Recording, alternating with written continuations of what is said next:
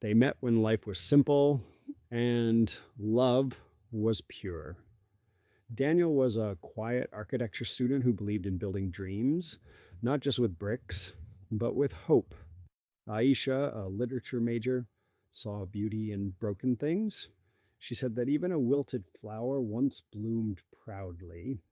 They met on a rainy day when Daniel offered her his umbrella. She smiled and said, I don't mind the rain. It reminds me that life can be messy, but still beautiful. He didn't know it then, but those words would become the foundation of their love. Their love grew quietly, not in grand gestures, but in the little things. When Daniel failed a design project, Aisha stayed up all night helping him rebuild it. When Aisha's father passed away, Daniel didn't say a word. He just held her hand through the silence.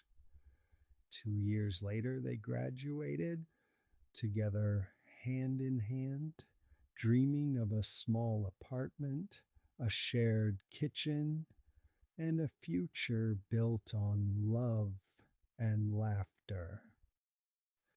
But life, as it often does, decided to test their love. Aisha was diagnosed with a rare illness, one that drained her strength and demanded constant care.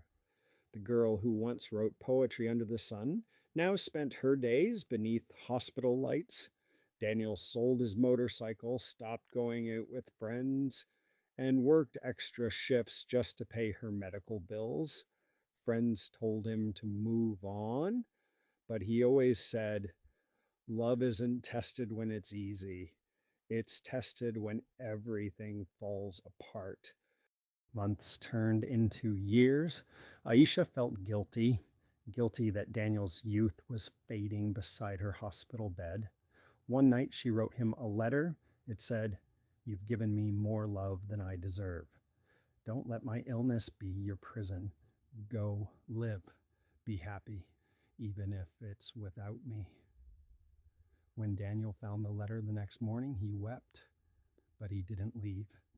He simply walked into her hospital room, held her hand, and whispered, If I walk away now, I'll lose more than you. I'll lose myself. Miraculously, Aisha's condition began to improve. The doctors called it unusual recovery. Daniel called it faith. When she was finally discharged, she looked at him and asked, Why didn't you leave? He smiled softly. Because real love doesn't walk away, it stays even when everything else leaves. Years passed. Aisha recovered completely and became an author, sharing her story of love, loss, and faith in her book titled Even When It Hurts.